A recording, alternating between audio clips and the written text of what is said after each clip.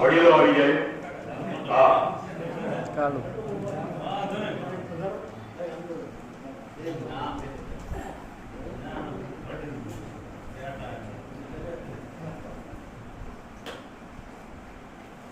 કામધેનુ બરવાળા યોગ યોગ જોતા પોતાની દ્રષ્ટિ દ્વારા દર્શનીય અને શ્રાવણ માસે શ્રવણીય એવી ગૌ માતાની આ પદયાત્રા નિહાળતા તમામ વાલા મિત્રોને, દોસ્તો, યારો અને સૌ ફ્રેન્ડ મિત્રોને એનાઉન્સર કુમારના પ્રેમ વંદન અને પ્રેમ પ્રણામ.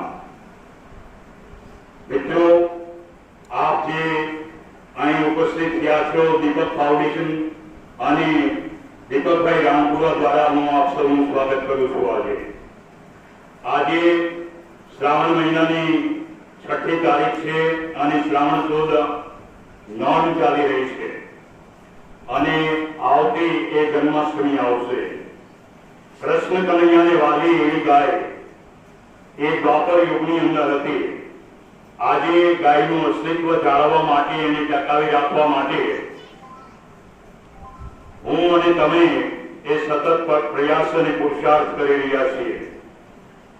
ગાયોની આ પગપાળા યાત્રા કાઢવાનો સંકલ્પ એ દીપકભાઈને સૂઝ્યો. દીપકભાઈ રાણપુરા એ બરવાડા પાંજરાપોળના 15 વર્ષથી ત્યાંના પ્રમુખ તરીકે સેવા આપે છે. ખૂબ જ અદ્યતન અને સારી ગૌશાળા જોવાલાયક બનાવી છે. એમને 900 કરતા વધારે એમાં ઢોર છે, નાના મોટા થઈને. શેડ છે, પાણીની વ્યવસ્થા છે, લીલો સૂકો ઘાસચારો છે, લાપસી ખવડાવવામાં આવે છે, નવકાર મંત્ર ઓમ નમો હરિયંતાનમ અને સંગીત એ પણ સંભળાવવામાં આવે છે. સારામાં સારી વ્યવસ્થા કરી છે. અદ્યતન મશીનરી પણ તેઓ લાવ્યા છે અને બરવાડા પૂરતો નહીં પરંતુ ગુજરાત જે મહાજન આપણો સંઘ છે એ અને ભારતીય મહાજન સંઘની અંદર જેનું ખૂબ જ નિસ્વાર્થ ભાવે પ્રતિષ્ઠા ભર્યું નામ છે એવા દીપકભાઈ રાણપુરા. કોઈ પણ વ્યક્તિનું સારું મોડું કોઈ પણ પ્રકારનો પ્રસંગ હોય કે કામ હોય તેમાં ખડે પગે રહેનાર, નિસ્વાર્થ ભાવે સમાજની સેવા કરનાર, એમને ગર્ભવતીમાંથી માની ગોદમાંથી માતૃત્વ અને પિતૃત્વના સંસ્કારો જેમને પ્રાપ્ત થયા છે એવા. હું તમને કહું કે હોનારત હોય, ફ્લડ હોય કે કોઈ પણ એવી મુશ્કેલીઓ કુદરતી સર્જિત હોય ત્યારે તેઓ એક ખડે પગે રહી અને અનેક સેવાઓ આ સમાજની અને જીવ જગતની એમને કરેલી છે.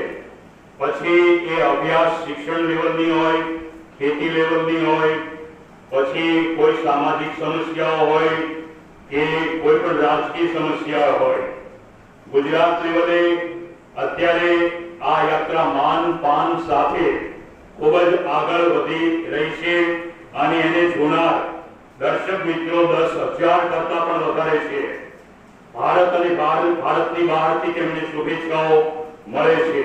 કોઈ પણ જગ્યાએ તેઓ કોઈ પણ પ્રકારનો સત્કાર નિમંત્રણ લેતા નથી, પોતે ચાલીને આવે છે. અત્યારે આગળની કોઝવેમાં ખૂબ પાણી હતું અને આ નાની ગાડી જે છે નર્મદા ગઢવીએ અમને જે બેલાના છે બરવાડાની બાજુમાં એમને સેવામાં વાપરવા માટે આપેલી છે. આ સમગ્ર યાત્રાનું સૌજન્ય આપે છે મનીષભાઈ મોરડિયા રામપરીવાળા. એમને પણ ખૂબ જ અમને સહયોગ આપ્યો છે. બીજા દરેક ગામોમાંથી અમને સહયોગ મળતો રહે છે. તો આ શું છે તમને કહી દઉં કે આ યાત્રા અષાઢી બીજથી શરૂ કરવામાં આવેલી હતી. બરવાડા તાલુકાનું રેખડા ગામ અને ત્યાં સાધુ સંતો કોઠારી સ્વામીને બધા સાળીપુર મંદિરના પધાર્યા હતા. ત્યાં આશીર્વાદ મળ્યા અને ધજા કહેતા ધ્વજ જે વિજયનું પ્રતીક છે, જે સદભાવનાનું પ્રતીક છે, એ ધજા દંડ આપી અને આ યાત્રા શરૂ કરવામાં આવેલી હતી. બરવાડાના તમને કહું કે 24-25 ગામડાઓ લીધા. ત્યારબાદ રાણપુર તાલુકો ચાલુ થયો, એના 34 થી 35 ગામડાઓ લીધા અને આ ધંધુકા તાલુકાના 16 ગામ આજે પૂર્ણ થાય છે આ યાત્રા સાથે. તો વાહ ભાઈ વાહ, કહેવું ન પડ્યું, કારણ કે સનાતન ધર્મીઓ છો તમે અને તમારા ઘરેથી આ ગામેથી ચાલી અને અહીં જે આવ્યા અને અહીં બેઠા તો તમને પણ આજે શ્રાવણ માસમાં બહુ મોટો પુણ્ય મળશે એવા બ્રાહ્મણ તરીકે મારા તમને સૌને આશીર્વાદ છે। ગૌ માતા એ આપણી માતા છે। ખેતી તદ્દન બગડી ગઈ છે, એને સુધારવા માટેનું કામ જેમ બને એમ એક ગામમાં એક માણસ પણ જો પ્રાકૃતિક ખેતી તરફ વળ્યો અને એક માણસ જો પ્રાકૃતિક ખેતી કરશે તો એનું બહુ મોટું પુણ્ય થશે, ઝેર મુક્ત સમાજ બનશે। અને ઝેરથી પર થશો તો આ જે રોગો છે, દવાખાનાઓ છે, દિન પ્રતિદિન નવા રોગો મિત્રો નીકળતા જાય છે, એનું કઈ નક્કી નથી। અને આ ડીએપી ખાતર, પેસ્ટિસાઇડ એટલે કે જંતુનાશક દવાઓ નવી નીકળતી જાય છે, ખાતરના હિસાબે જમીન બંજર થતી જાય છે। આજથી આ 2022 ચાલે છે, 32ની સાલમાં જો આવું ને આવું રહ્યો તો એમાં જે તત્વ અને જે મહત્વના પોષક તત્વો ધરતીની અંદર રહેલા છે એ નાશ પામશે, બંજર થશે અને કોઈ પણ વસ્તુ ગમે નાખો તો બકાલું અનાજ કે એ કોઈ ઉગશે નહીં। કારણ કે આખિર તો આપણે મિટ્ટીમાંથી જન્મ લીધો છે અને આ મિટ્ટીમાંથી બધું ખાઈએ છીએ। એટલે માત્ર આપણી પહેલી મિટ્ટી છે, એટલે માં છે, બીજી માં ગૌ માતા છે। બે બહુ શ્રમ કરે છે, શ્રમ પ્રધાન છે અને એમને પુરુષાર્થ કરેલો છે। માટી પૃથ્વીને માં અને ગૌને માં કહેવામાં આવે છે। વનસ્પતિઓ જે વિસરાઈ ગઈ એ વનસ્પતિઓની વાત પણ દીપકભાઈ જાણવા જેવી આપને કહેશે, તો વિશેષ કઈ નહીં કહેતા આ ચેરમાં જે બેઠેલા છે ખુરશી ઉપર એ સૌને હું આદરપૂર્વક પ્રણામ અને નમન કરું છું। ગ્રામ્યવાસીઓ જે અહીં પધાર્યા છે એ સૌ ગ્રામ્યવાસીઓને પણ વંદન અને નમન કરું છું। ગૌ મૈયાના આશીર્વાદ સાથે દીપકભાઈ રાણપુરા એ પૂર્વે ગૌ માતાના નામે બે તાલીઓના ગળગડાટ થઈ ગયા। દીપકભાઈ રાણપુરા।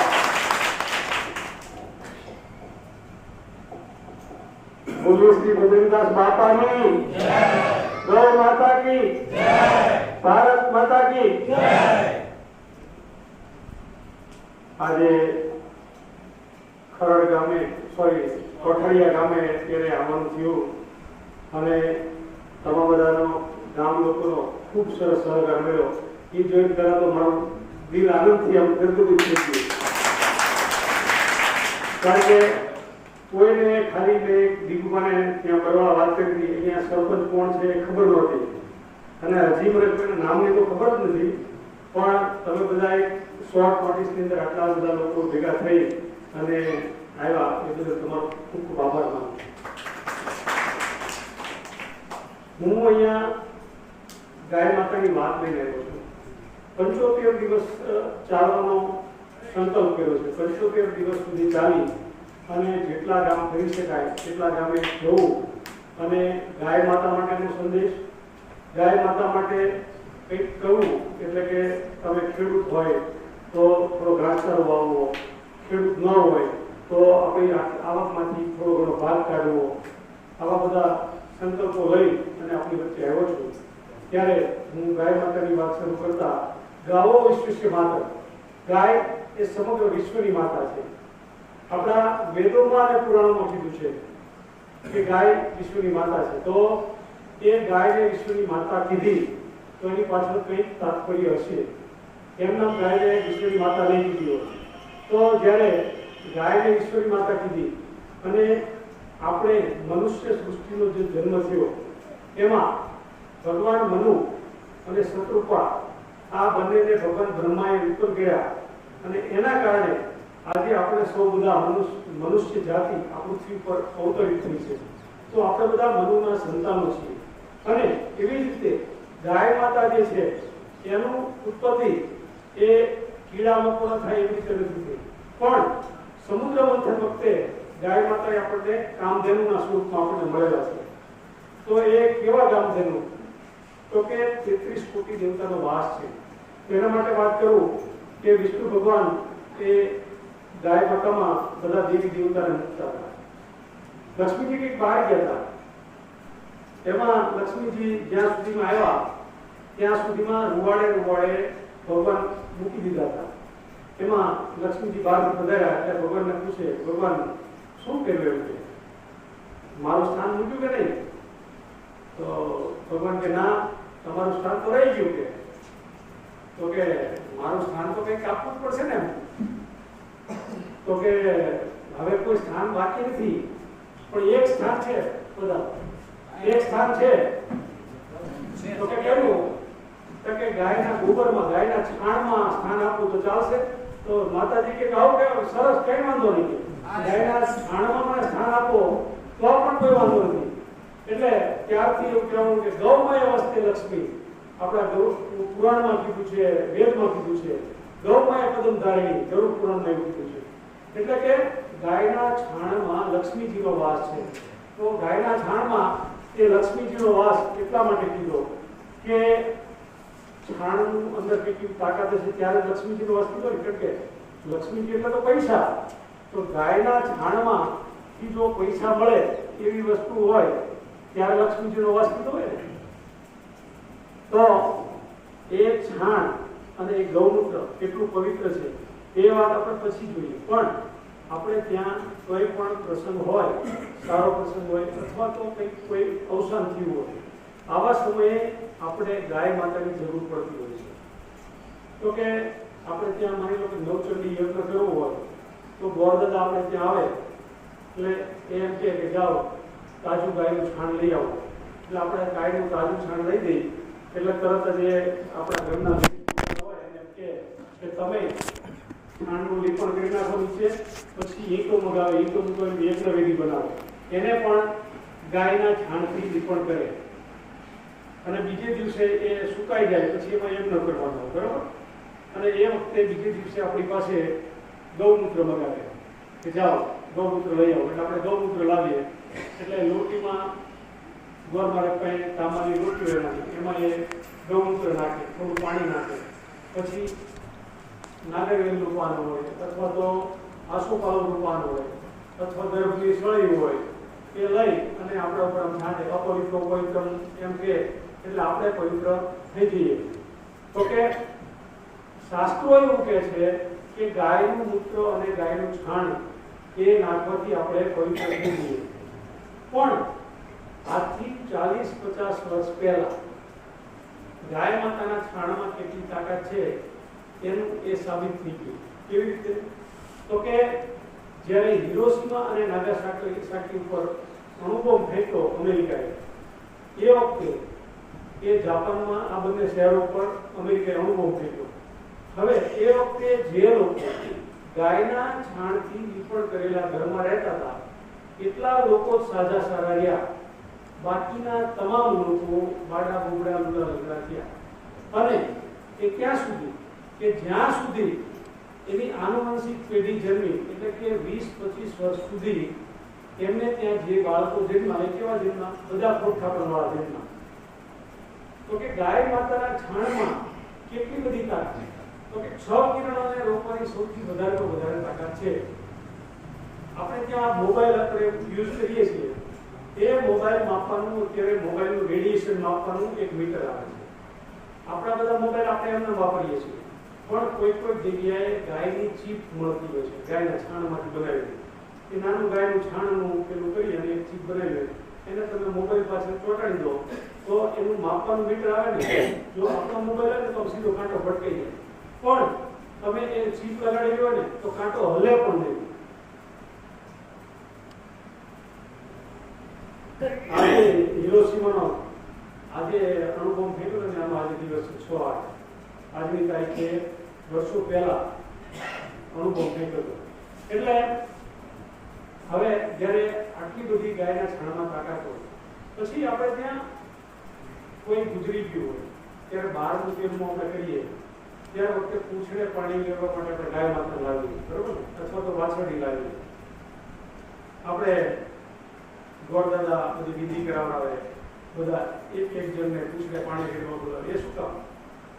તો કે સ્વર્ગમાં આપણે જવું હોય તો સ્વર્ગમાં જવા માટે વૈતરણી પાર કરવી હોય તો ગાયનું પૂંછડું પકડીને જઈ શકાય એવું આપણા શાસ્ત્રો કહે છે. ત્યાં હેલિકોપ્ટર ન આવે કે સબમરીન ન આવે કે બીજું કોઈ લઈને ન જઈ શકાય. વૈતરણી પાર કરવી હોય ફરજિયાત તો ગાયનું પૂંછડું પકડીને જવું પડે. અને એટલા માટે આપણે ગાય માતાને લાવીએ છીએ અને ગોળદાદા વિધિ કરાવે અને એ ગાય માતા ત્યાં આપણા જે સ્વર્ગે સીધાવેલા જેવું કોઈ સ્વજન હોય એનું પૂછડું ત્યાં પકડે અને એ પૂછડું પકડી વૈતરણી કરી જાય તો સ્વર્ગમાં જઈ શકે, નહીતર એમને સ્વર્ગમાં જવાનો ચાન્સ મળે નહીં. એટલે આપણે આવી વિધિ કરતા હોઈએ. આ આપણા શાસ્ત્રો કહે છે. હવે આપણે જે દિવસે ગાય માતાને પૂછડે પાણી ગળવા આવ્યા હોય ત્યારે શું કરીએ તો કે ખીર ખવડાવીએ અથવા તો લાપસી ખવડાવીએ અથવા તો પૂરી ને એવું બધું ખવડાવી હોય અથવા ગોળ અને ઘી ને રોટલી ને એવું ખવડાવીએ. હવે ત્યાં સુધી તો આપણી માતા છે, પણ એ જ ગાય બીજે દિવસે સરસ મજાનો કપાસ આપણા ખેતરમાં જામ્યો હોય અને આમ ફૂલ આવવાની તૈયારી હોય અને એ વખતે ખેતરમાં ગયે તો આપણે શું કરીએ આપણે ધોકો લઈને પાછળ દોડીએ, બરાબર? ધોકો લઈને દોડીએ ત્યાં સુધી વાંધો નહીં, હાથમાં અણીદાર સાધન હોય, કરપીઓ હોય, કોકની પાસે બાવળતા પણ ગારીઓ હોય તો લોકો એ પણ મારી સાથે આશ કરતા નથી. એટલે આપણી આસ્થા ક્યાં સુધી? તો કે આપણે જરૂરિયાત છે ત્યાં સુધી. જે ઘડીએ આપણો સ્વાર્થ પૂરો થયો એટલે હું કોણ ને તું કોણ. તો ગાય માતાને આપણે સાચવવાના. ગાય માતાને કેવી રીતે સાચવવાના? આપણે તે શાસ્ત્રમાં એવું કીધું છે કે ગાય માતાને પહેલી રોટલી ખવડાવે, કીધું છે ને? તો તમે ઘરે પૂછજો પહેલી રોટલી બનાવે કેવી થાય? પહેલી રોટલી હરકી ગોળ ન થઈ હોય, તાવડી બરાબર તપી ન હોય, એટલે કાચી પાકી રહેવી, તો આપણે કાચું પાકું કહીશું? તો એવું નથી કીધું. ગાય માતાને પહેલી રોટલી નહીં પણ ગાય માતાને પહેલા રોટલી ખવડાવે. પહેલા એટલે કેવી રીતે કે 3-4 રોટલી બની જાય પછી આપણા માટે જ્યારે આપણા ઘરના થાળી પીરસે અને સરસ મજાની ખુલ્લી દડોતેરી રોટલી હોય એ આપણે જમવા બેસતા પહેલા આપણી થાળી પીરસે જાય પછી ઊભા થઈ એમાં ગોળ અને ઘી નાખી અને એ ગાયને રોટલી આપણે ખવડાવવા દઈએ અને હાથમાં રોટલી પકડેલી હોય આપણે ખવડાવી અને પછી ગાય માતા એ આપણો હાથ ચાટે, રોટલી ખવડાવીને ચાટી જાય ને તો આપણા હાથમાં ભાગ્યની રેખા ન હોય એટલે કોઈ કર્મ ફૂટલો હોય માણા તો એના કર્મે તે એમાં નીકળી જાય અને એના ભાગ્ય ખોલવાની શક્તિ છે ને ગાય માતામાં છે. એની ગાય માતાને આપણે સાચવવાની છે. એટલે મારી તમે બધાને એ વિનંતી છે કે તમે બધા આજથી સંકલ્પ કરજો કે જ્યારે જમવા બેસો ત્યારે પહેલા રોટલી ગાયને ખવડાવી અને બીજું ગાય માતા માટે થોડો ઘણો ભાગ કાઢો. તમે ગાય માતામાં બધા જ દેવી દેવતા છે. આપણે ઘણી વખત બાધા રાખતા હોય, આપણે કોઈ ગામ દેવી હોય અથવા તો આપણે જે કોઈ માતાજીને માનતા હોય અથવા તો કોઈ દેવ હોય એને માનતા હોય, આપણે બાધા રાખીએ. શું કહીએ કે હે માતાજી મારું આ પુરાણું કામ થઈ જાય તો હું હવા શેરની ભૂખણી કરીશ અથવા તો હવા શેરનો તાવો કરીશ, 2 દીવા કરીશ કે માતાજીનો માંડવો કરીશ. આપણે આવું બધું કરતા હોય, બરોબર? અને આપણે કામ થાય તો કરીએ છીએ.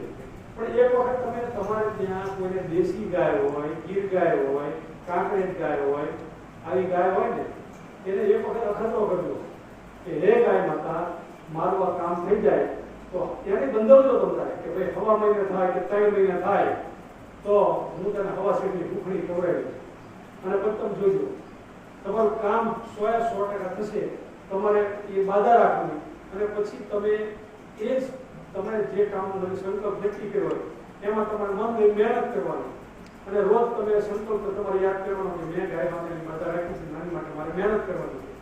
સાહેબ તમારું કામ 110% તમારો સંકલ્પ સિદ્ધ થશે ને થશે. હું તમને ગેરંટી આપી કહું છું. તો એવી ગાય માતા છે કે તમે જે સંકલ્પ કરો એ દીવાવાળી ગાય માતા છે, પણ આપણે શ્રદ્ધા નથી રાખી. હવે અમારે ત્યાં તો શાક માર્કેટમાં હું તમને કહું ગાય છે એ દંડા ખાવા માટે હોય છે. ગાય માતા ઠેર ઠેર ગાય પડતી હોય. ખાસ કરી પશુપાલકો હોય એમાં પશુપાલકો અમુક પશુપાલકો કોઈ દિવસ મૂકવા જ નથી આવતા. એને એ વાસડો આવે એટલે છૂટો મૂકી દેવાનો અથવા તો ગાય ગરડી થાય, દૂધ દેતી બંધ થાય અથવા તો કંઈક બીમાર થાય તો એ લેવા ન આવે. પછી ગામમાંથી એમને લોકો ફોન કરે કે એક ગાય વિયાણી છે, આંચળ બાંધા ખોટા થઈ ગયા હોય એટલે એનો ગરદણી હોય એ લેવા ન આવે કારણ કે એમાં કંઈ લેવાનું હોય નહીં. ગાય વિયાઈ જાય શેરીમાં પછી આજુબાજુવાળા ફોન કરે એટલે પાંજરાપોળમાંથી અમારે લેવા મોકલવાની.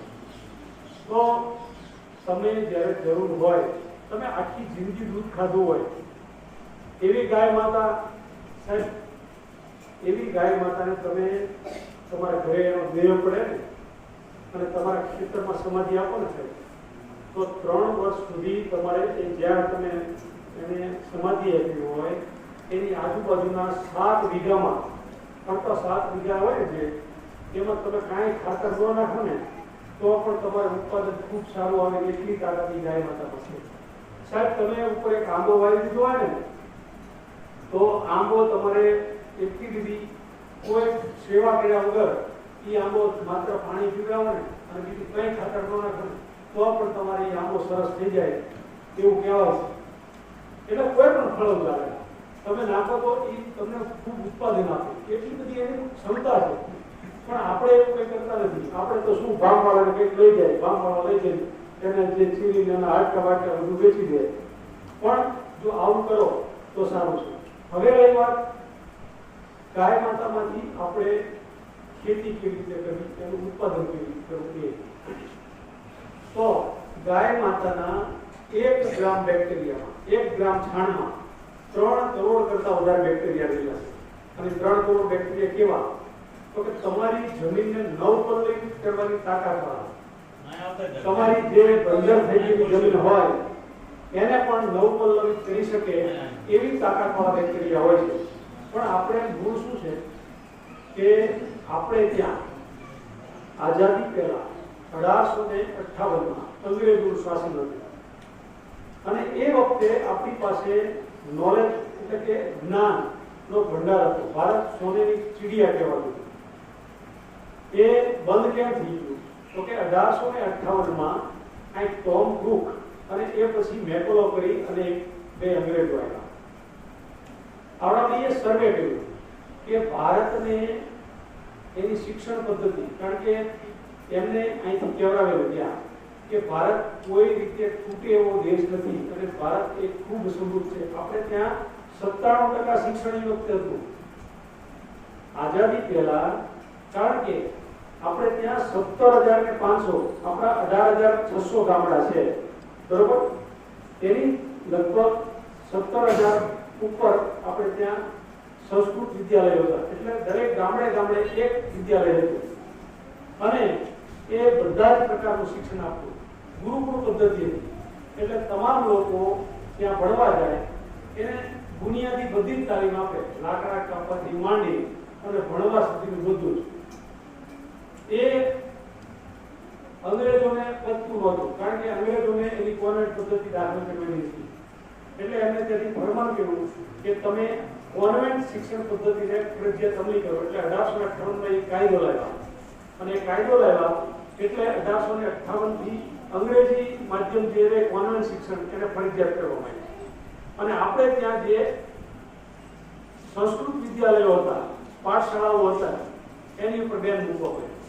એને બંધ કરવામાં આવ્યા અને જેટલા સંસ્કૃત ભણાવતા હતા એ શિક્ષકોને મારવામાં આવ્યા અને જેલમાં નાખવામાં આવ્યા.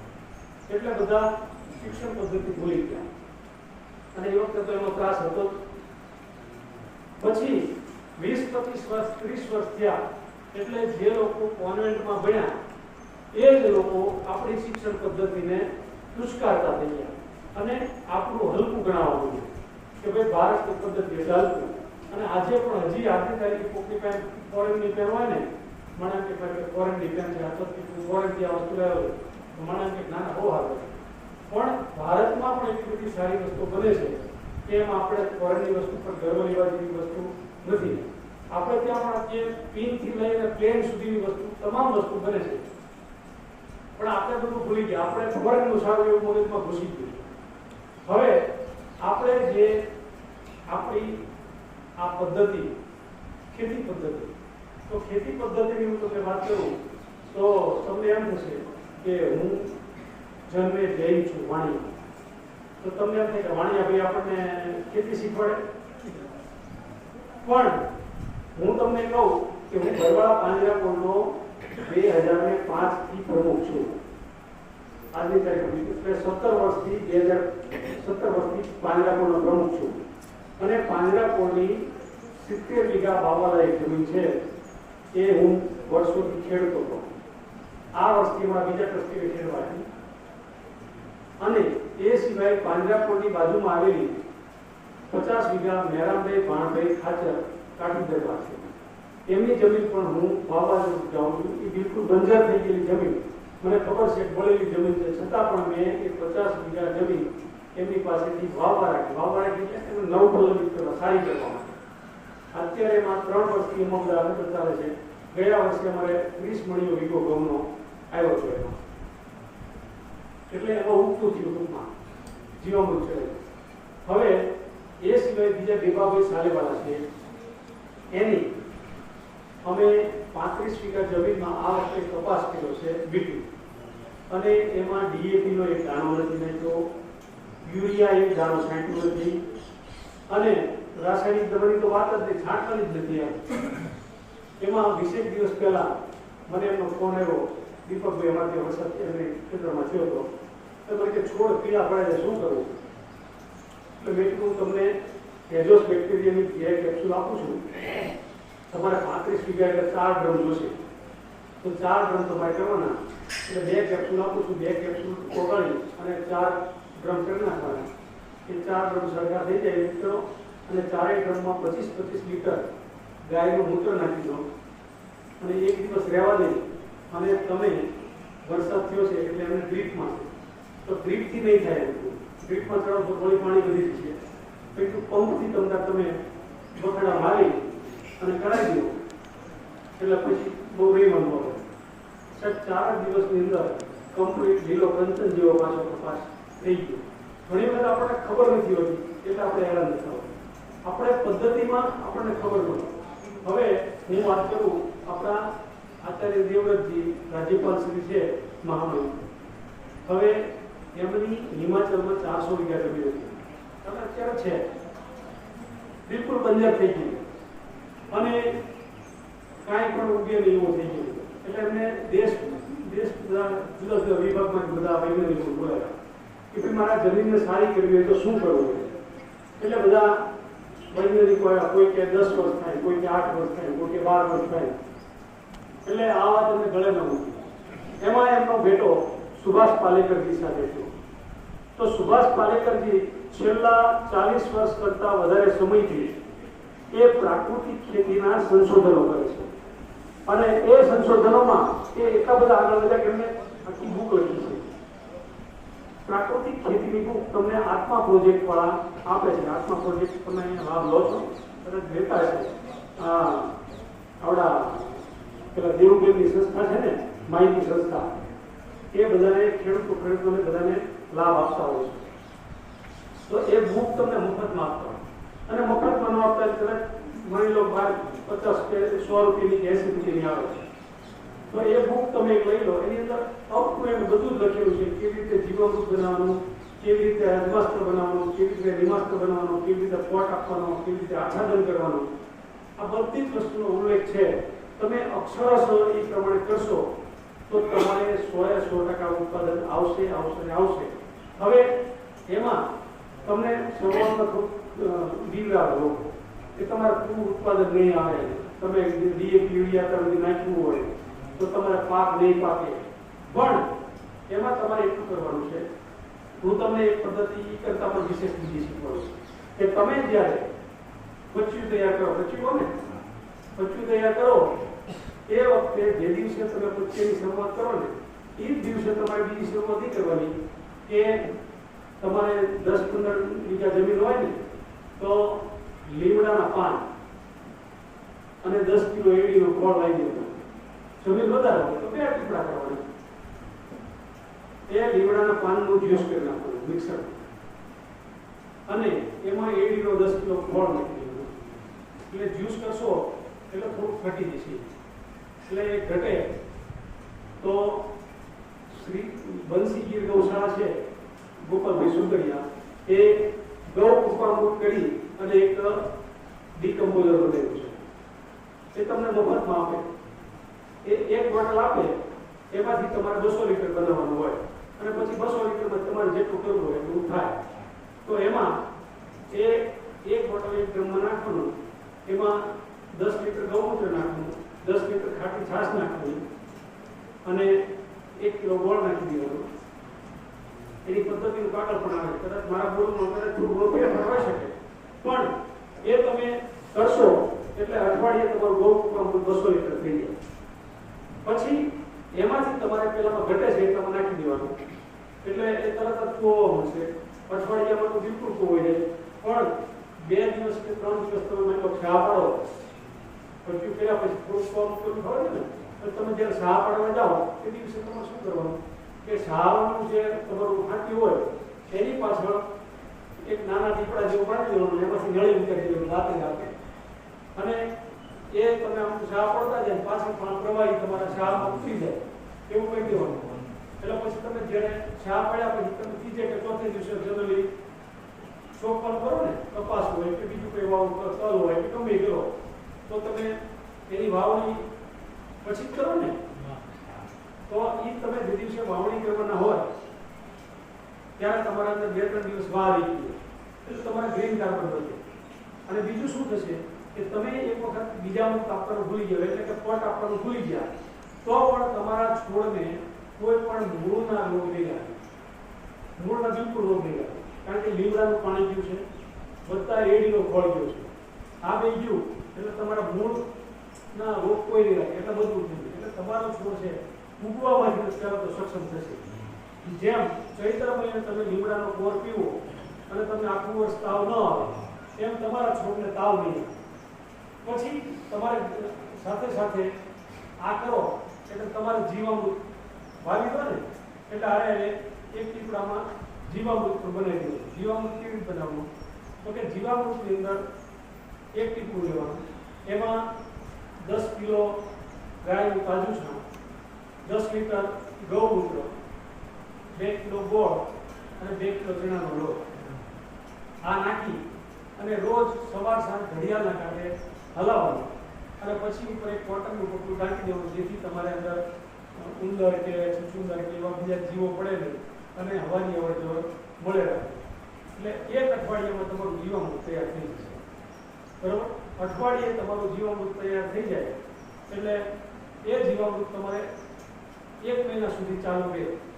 બરાબર, 1 મહિના સુધી કાંઈ ન થાય, મહિનાથી વધારે નાખવું, વળી પાછું તમારે કિલો 1.5 કિલો ગોળ નાખવું પડે, કારણ કે અંદર જે બેક્ટેરિયા હોય એને જીવતા રહેવા દેવું. એટલે આ તમે કરશો ને એટલે તમારે ખૂબ સરસ જીવામૃત થઈ જાય. હવે તમારે શું કરવાનું, તમારો છોડ ઉગે અને 21 દિવસનો થાય એટલે તમારે જરૂર હોય કે ન હોય, જો તમારે પાણી પાવાની સિસ્ટમ હોય, કારણ કે તમારે મને લાગે છે કદાચ વરસાદી ખેતી છે હું એવું માનું છું, તો પાણી ન પાવાનું તો તમારે શું કરવાનું, તમારે જે પાક હોય એના મૂળમાં જીવામૃત છાંટી દેવાનું. તમે જીવામૃત છાંટશો, ભેજ તો હશે તે, એ તમે જેવું મૂળમાં છાંટશો ને એટલે એના જે બેક્ટેરિયા છે ને એ બધા સીધા સક્રિય થઈ જશે અને તમારા છોડને મજબૂત કરશે. દર 21 દિવસે તમારે વગર કીધે છાંટી દેવાનું. અને જો પિયતની સગવડતા હોય તો તમે ઘોડિયાથી પાતા હોય તો ઘોડિયાથી, ડ્રીપથી પાતા હોય તો ડ્રીપથી, તો કંઈ સવાલ નથી, એવી રીતે પીવડાવી દો. એટલે તમે દર 21 દિવસે તમે જ્યાં સુધી પાકે નહીં, તમે 3 મહિનાનો પાક હોય તો ભલે, 6 મહિનાનો પાક હોય તો ભલે, કે 8 મહિનાનો પાક હોય તો વાંધો નહીં, પણ તમારે દર 21 દિવસે વગર કીધે ચડાવી દેવાનું. એટલે એનાથી શું થશે કે તમારો છોડ એકદમ મજબૂત રહેશે. અને બીજું, ફ્લાવરિંગનો જ્યારે ટાઈમ આવશે ને એ વખતે તમારે ફૂલોની સંખ્યા વધારે રહેશે, એટલે તમારે ઉતારો વધારે આવશે. કોઈ પણ ઇવન તમે ઘઉં માની લો ઓર્ગેનિક ઘઉં કરો, ઘઉં એના તમારે થાય, ડાંગર થાય છે ને, ડાંગર બોલાય તમારે નબોઈએ કરવાનું ચાલુ કર્યું છે, તમે કોઈ નખત્રો પ્રવાસ કરજો, ડાંગરમાં ખૂબ સારું રહેશે.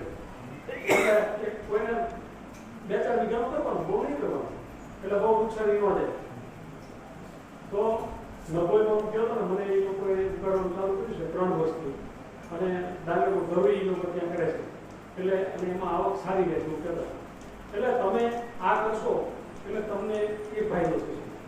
હવે તમને માની લો કે કોઈ પણને કંઈ તકલીફ પડે તો તમારે શું કરવાનું, કપાસ વાવ્યો હોય તો એનો પાનનો ફોટો પાડી અને તમારે મને વોટ્સએપ કરવાનો, અને પછી મને ફોન કરીને કહેવાનું કે આ મેં તમને વોટ્સએપ કર્યો છે તો આમાં શું કરવું.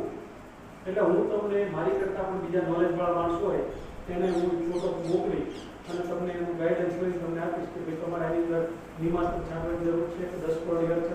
મને ગુલાબી ઈયળ આવશે ને તો પણ એ કંટ્રોલ થઈ જશે. તમારે ગુલાબી આવે છે ને, તો એમાં 10 પડી અર્ક અને એમાં ગોળ નાખી અને દૂધ નાખવાનું, આટલું કરો ને એટલે તમારે એ ગુલાબી ઈયળ કંટ્રોલ થઈ જશે. બાકી તમે રાસાયણિક દવા છાંટશો તો ગુલાબી ઈયળ નહીં કંટ્રોલ થાય, આનાથી કંટ્રોલ થઈ જશે 10 પડી અર્કથી. એટલે આ બધું કરજો.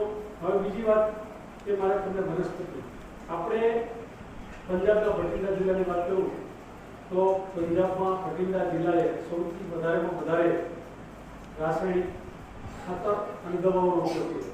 એના હિસાબે ત્યાં શું થયું છે કે ત્યાં હવે જમીનો બંજર થઈ ગઈ છે અને ઘેર ઘેર કેન્સરના રોગો ફાટી નીકળ્યા. એટલે પંજાબથી ભટિંડા જે ટ્રેન ચાલે છે ને એનું નામ કેન્સર એક્સપ્રેસ પડી ગયું છે, ભટિંડા એક્સપ્રેસનું પડ્યું. તો આપણે આ પોઝિશન ન કરવી હોય તો આપણે અહીંયા પ્રાકૃતિક ખેતીનો પ્રયોગ કરવો પડશે. અને હવે હું તમને એના માટે દવાઓની જે વાત કરું, જે સૌથી અગત્યનું તમારે જે છે ને કે જાણવા જેવું છે સૌથી, તમારે અહીંયા બાકરકાયો થાય છે? બાકરકાયો બહુ થાય ને? શું કામ લાગે ખબર છે? સાહેબ, કોઈને કમળો થયો હોય અને એમાંથી કમળી થઈ ગઈ હોય તો કમળામાં વિકળો કામ લાગે એવો વખત છે, બરાબર ને? વિકળા કરતા પણ બાકરકાયો છે એ અક્ષીર દવા છે. તમારે કમળી થઈ હોય અને એની દવા કરતા તમે ભલે ગમે ડોક્ટર લઈ લો, પણ એને 3 દિવસ રોજ સવારે નૈના કોઠે એક ગ્લાસ 3 દિવસ તમે બાકરકાયો પીવડાવી દેશો તો સાહેબ એને કમળીમાંથી બચી જશે. નહીંતર આપણે ત્યાં કમળામાંથી કમળી થાય તો આપણે શું વિચારીએ કે આ ભાઈ આને કમળી થઈ, હવે તકલીફ થઈ ગઈ, બચવાની શક્યતા ઓછી. આપણે તરત આપણને એવો વિચાર આવે, કારણ કે માણસને નેગેટિવ ચાલો વિચાર આવે. તો કોઈ પણને કમળો કે કમળી થાય તો બાકરકાયો પીવડાવજો, 100% મટી જશે. એવી અક્ષીર દવા છે. અને એને તમે સુપીન પાવડર કરી નાખો તો 12 મહિના આપણને ન મળે તો એનો પાવડર કરેલો હશે, કલાક તળવા દઈ અને પછી એને પીવડાવી દેવાનો. તો બધા ઘરે રાખી મૂકજો. પોતપોતાના ઘરે બાકરકાયો પડ્યો હોય તો પાવડર એનો કરી રાખી મૂકવાનો 5 વર્ષ સુધી, બરોબર? તો કોઈને ઉપયોગી થવા છે. બીજી એવી વસ્તુ છે બીલા, બીલીપત્રના બીલા, બીલીપત્ર થાય તમારે બીલા આવે ને, બીલા એ શું કામ લાગે ખબર છે? મરડો થઈ ગયો હોય કોઈને અને આંતરડાની તકલીફ હોય એની અક્ષીર દવા છે. બીલા કેરીની સિઝનમાં લગભગ આવે ઉનાળામાં, બરાબર ને? તો એ પાકી ગયેલા બીલા હોય ને એને ઉતારી લેવાના અને એને તોડી એનો ગર્ભ સુકાઈ દેવાનો. સુકાય છે એટલે એકદમ કડક થઈ જશે. પછી એને ખાંડી દસ્તાની ખાંડી અને એનો ઝીણો ભૂકો કરી લેવાનો અને એનો પાવડર હોય એ તમારે સવારે અને સાંજે 1 ચમચી ઊંચા પેટે લઈ લેવાનો. સાહેબ, એક જ દિવસમાં તમને ગમે એવો મરડો હશે તો તમારે ડૉક્ટર પાસે લઈ જવું પડે અને મટી જશે. ડૉક્ટર પાસે જે જાઓ તો અત્યારની લેટેસ્ટ દવા ઓપ્રોક્સિન ઓર્બિડાઝોલ છે એ આપે, એનાથી નહીં સરસ મટી જાય. પણ આ ડૉક્ટર પાસે ગયા વગર અને તમને કોઈ પણ આંતરડાની બીજી કોઈ એસિડિટી વાળા કે બીજી હોય તો એ મળી જશે. હવે બીજી એવી સરસ વનસ્પતિ ગળો છે. તો ગળો જે છે એ એવી છે કે ગળોના હિસાબે તમને એસિડિટી થતી હોય અને કોઈ ખાધું પચતું ન હોય ને એમના રહી જતું હોય, સવારમાં તમે ખાધું હોય બપોરે અને સાંજે હાઈપર એસિડિટી હોય, માથું નાખતો હોય જોઈએ માણસ, તો એ માણસને જળમાંથી મટી જશે. એનો જીવતો જાગતો દાખલો હું છું. મારે 27 વર્ષની ઉંમર હતી જ્યારે, ત્યાર વખતે મને આની ભયંકર તકલીફ અને બોટાદમાં એક આમલાવાળા વૈદ હતા, એ આમ નાડી પકડે અને આપણે કહીએ ને કે બોલવા, આપણને બોલવાનું અને એ લખે કે માથું દુખે, પેટમાં દુખે, તો જે આપણને થતું હોય એ અક્ષરો લખી જ નાખે એટલે ખબર પડી જાય કે આને આ થાય છે. પછી 10-15 ડબ્બા પડ્યા હોય એમાંથી એક આમાંથી લે બધી એક હાથ લાગે તમને, તો એ દવા આપણે એને મટી જાય. તો મટી જાય કેટલા દિવસ? દવા બંધ કરો એટલે પાછું હોળી મહિનો 1.5 મહિનો થાય તો પાછું થઈ જાય. પછી મેં 7 વર્ષ જેવું સીવામાં પ્રયોગ કર્યો સ્વમૂત્રમાં. એમથી નહીં મને એમાં પરેજી બહુ પાડવું પડે ખાવા પીવાનું, એટલે એમથી નહીં મને ફાયદો ન થયો. પછી મેં રામદેવજી મહારાજના પ્રાણાયામ ચાલુ કર્યા અને આ ગળો પાવડર, ગળોનો પાવડર કરી દો, નાના નાના છીટકા, એટલે 5-7 દિવસ થાય એટલે બટકી એવું થાય એટલે એને મિક્સરમાં કરી નાખવાનો પાવડર. રોજ સવારે નરણા કોઠે 1 ચમચી પાવડર લઈ લેવાનો, પછી 1 કલાક કંઈ નહીં લેવાનું, બરોબર. અડધો-પોણો ગ્લાસ પાણી પી લેવાનું અને એમનું રહેવા 1 કલાક રહી પછી તમારે જે કંઈ ખાવું પીવું હોય એ ખાઈ પી શકો. તો એનાથી તમને ખૂબ સારું થઈ જશે અને કાંઈની પ્રોબ્લેમ સોલ્વ થઈ જશે. કોઈને અસર થઈ જતું હોય તો આવું હોય ને એવા માણસને બહુ ફાયદો થશે. બીજું જવના ઝવેરા છે. જવના ઝવેરા 350 પ્રકારના રોગમાં કામ લાગે. તમને ઘણી વખત રોગ ડિટેક્ટ ન થતો હોય તો તમારે કાંઈ નહીં, જવના ઝવેરા રહ્યા ને એ ઘરે ઉપાડી દેવાના, રોજ 1-1 કુંડામાં વાવતા જવાના. તમે 10 કુંડા લઈ દેવાના એટલે 7 કુંડામાં તમે વાવો, એમ રોજ વાવતા જવાના. પછી તમારે શું થાય કે પહેલા કુંડામાં જે વાવ્યું હોય એની માટી તમારે સુકાવા દેવી પડે. ત્યારે એટલે 4-5 દિવસ સુકાવા દે એટલે તમારે 10-12 કુંડા લાવવા એટલે ત્યારે તમને રોજ 1-1 કુંડું મળે. એટલે 1 કુંડાની આટલી પોળી થાય ને એટલા લેવાના દબાઈ અને એનો જ્યુસ કરીને પી જવાનો, અથવા તો ચાવી જાવ તો વાંધો નહીં. સાહેબ તમને કોઈ પણ માણસને બ્લડ કેન્સર થયું હોય ને તો બ્લડ કેન્સરને પાછું પાડી દેવાની તાકાત છે. બધા પ્લેટલેટ ઘટી જતા હોય તો એ માણસ આ રોજ સવારે પ્રયોગ કરે તો એને ખૂબ ઉપયોગી થાય અને તમારું શરીર છે ને એ સાહેબ રાણી જેવું કે નરેડી જેવું એવું થઈ જાય. તો આ એક કરશો ને તો તમને ખૂબ ઉપયોગી થશે. પછી દેશી બાવળના પડ્યા, કોઈને આ પગના દુખાવો હોય સાંધા ગોઠણમાં, તો દેશી બાવળના જે પડ્યા હોય એ પડ્યાનો પાવડર તમે કરી નાખો અને સવારમાં નરણા કોઠે હુંફાળા પાણીમાં લેવાના તો પગનો દુખાવો એ મટી જાય. એટલે આપણે બહુ હેરાન થતા હોય ઘણી વખત, તો એટલી રાહત રહે અને એટલા સાંધા વહેલા મોડા બદલાવા. આ ગળો તમે રેગ્યુલર લો તો પણ તમને સાંધા થઈ જાય, એમાં પણ ઉપયોગી છે. એટલે આવી ઘણી બધી વનસ્પતિ હોય છે આપણે ખબર નથી હોતી. કોઈને ઉધરસ થઈ હોય તો આંકડાના ફૂલ આવે ને 2 ફૂલ આંકડાના નીચે દીકરી કાઢી નાખવાની, ખાલી ઉપરના ફૂલ જ લેવાના. 2 ફૂલ રોજ 3 દિવસ ખાઓ એટલે ઉધરસ મટી જાય. આ ખતો કરજો. આ બધું આમ જનરલ આપણને ખબર ન હોય પણ આ બધી વસ્તુનો તમે પ્રયોગ કરો ને ત્યારે ખબર પડે. બીજી એવી કેટલી દવાઓ હોય છે સાહેબ. ગાયના ગૌમૂત્ર પંચગવ્યથી કેન્સર પણ મટી જતા હોય. હવે કેન્સરની વાત નીકળી ત્યારે હું તમને કહું કે હરિભાઈ કરીને તમે બધા ઓળખતા છો, ઓળખો ને. હવે એમના એક સાધુ છે લીલાબા જાડેજા રાજકોટમાં, એમને લીવરનું કેન્સર છે, બરોબર. 5.5-6 મહિના થયા એમનો ફોન આવ્યો મારા પર. એમને કોઈએ કીધું કે દેવલક્ષિતાભાઈ માસતી જે છે એ કેન્સર વિશે ખૂબ સારું જાણે છે. એટલે મારા પર એક ફોન આવ્યો મને કે દીપકભાઈ તમારે હારે આવવું પડશે કારણ કે માસી પાસે જવું છે, તમે જૈન છો. ત્યારે સારું કહેવાનું. એટલે બીજે દિવસે એ અજીતસિંહ જાડેજા લીલાબા રાજકોટ એમના મોટાભાઈ હરિભાઈ અને હું અમે 4 જણા પાલિતાણા ગયા. પાલિતાણા કલેક્ટરમાં જઈ અને દેવલક્ષિતાભાઈ માસજીને મળ્યા અને મથેણા મંદાવી કીધું એટલે કે દરલા. પછી એમને લાવો ફાઇલ લીલાબાઈ ફાઇલ આપી, ફાઇલ જોઈ એટલે પછી મેં પૂછ્યું કીધું સાહેબ આપનો અભ્યાસ તો મને કે મેં કેન્સરમાં પીએચડી કરેલું એટલે પછી મને શાંતિ થઈ કે આપણે ઠેકાણા તો છીએ. એટલે પછી એમને કીધું લખો તો લખવામાં એમને કીધું કે 12 માસીના 7-8 પાન, 12 માસી આપણે ઘરે હોય એવી રીતે મીઠો લીમડો એના 1 મુઠ્ઠી પાન, સરગવો 1 મુઠ્ઠી પાન, 2 આમળા, ગોળના પાન 2, આ બધું ભેગું કરી અને સવારમાં નળના કોઠે જ્યુસ કરી પીવડાવવાનું. વળી 2 કલાક પછી આ આ બધી વસ્તુ બધાનું એ કરે તો થાય નહીં.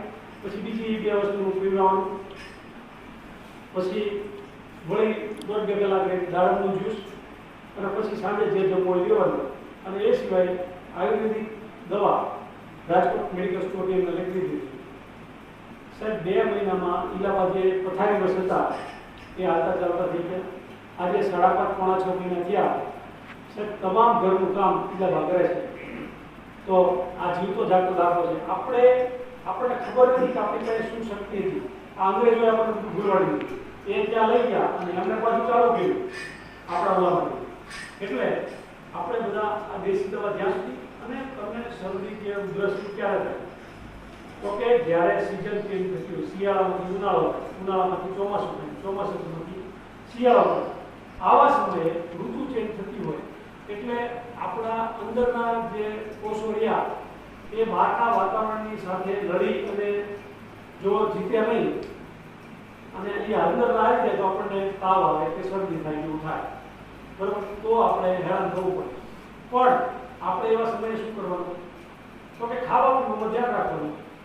તમે સિઝન ચેન્જ થતી હોય ત્યારે ઠંડુ નહીં, ફ્રીજ વાળું બંધ કરી દેવાનું, તળેલું બંધ કરી દેવાનું, બરાબર? અને ગોળ પણ બંધ કરી દેવાનું, ખાંડવાનું. આટલું બંધ કરી દો એટલે તમને કોઈ રોગ બને ત્યાં સુધી નહીં થાય. અને હળદરનો ફાટો લેવાનો, સૂંઠનો ફાટો લેવાનો, તુલસી હોય, અરડુસી હોય, આ બધું આપણા ઘરે થતું હોય, ફુદીનો હોય. આ કોઈ વસ્તુ આપણા ઘરે ન થાય એવી વનસ્પતિ નથી, પણ આપણે આપણા ફળિયામાં બધું નાખી દો એટલે થાય. તો એનો તમે પ્રયોગ કરશો તો તમે માંદા નહીં પડો, તમારી ઇમ્યુનિટી સારી રહેશે. સુદર્શન છે આલો તો તમને બધું સારું રહેશે. એટલે આ બધું કરશો ને એટલે એનાથી ફાયદો રહેશે. તો આ બધું કરવાનું. હવે હું આ યાત્રા સંકલ્પ પત્રને લઈને નીકળ્યો છું. તો મારી વિનંતી એટલી છે કે અહીંયા જેટલા લોકો બેઠા છે તે બધા સંકલ્પ પત્ર ભરી અને અમને આપે તો અમે તમને સંકલ્પ યાદ કરાવતા છું. એટલા માટે તો સંકલ્પો શેના છે? એ સંકલ્પ પત્ર હું તમને આપું, વાંચી સંભળાવું છું. ગાય વિના ગતિ નહીં, વેદ વિના મતિ નહીં. જય દ્વારકાધીશ, જય ગૌકુળા. પ્રમુખ શ્રી બરવાળા પાંજરાપોળ, દીપક રાણપુરા આયોજિત અને દીપક ફાઉન્ડેશનના સૌજન્યથી ગૌ માતા પોષણ પદયાત્રા તથા પ્રાકૃતિક ખેતી અભિયાન સંકલ્પ પત્ર હું નીચે સહી કરનાર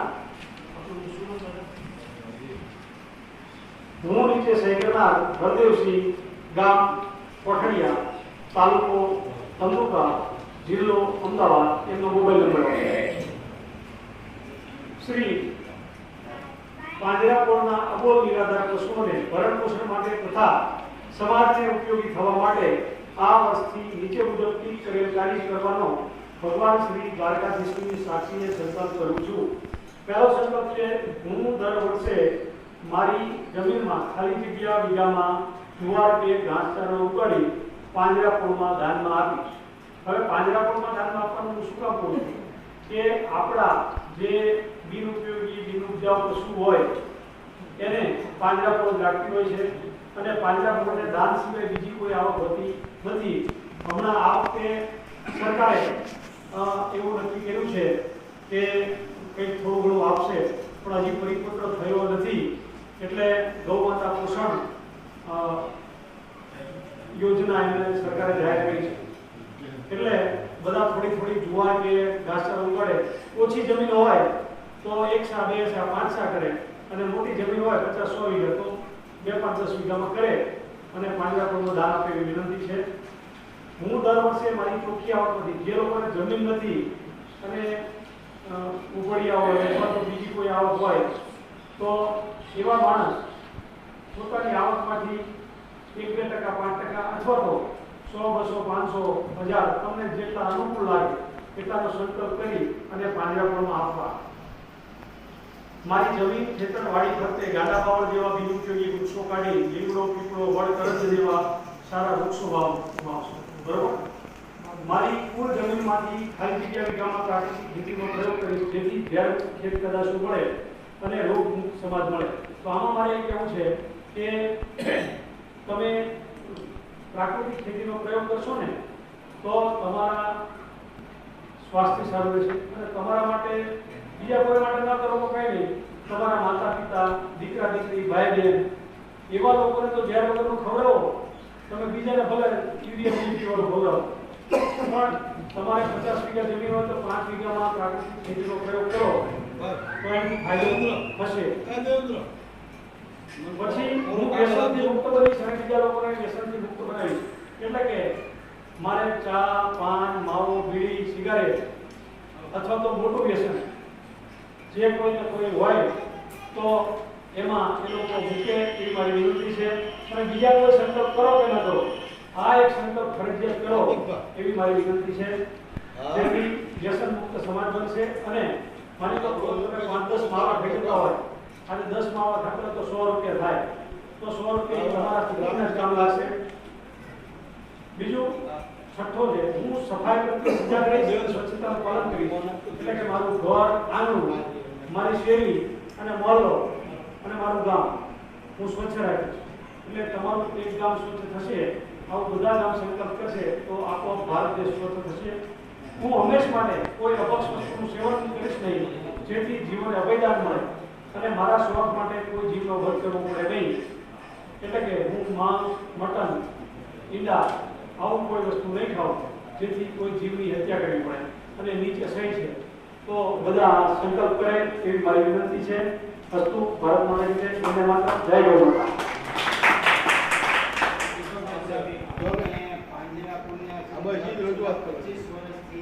આ વિષયની અંદર કાયમ માટે નોંધ ભેગી કરી.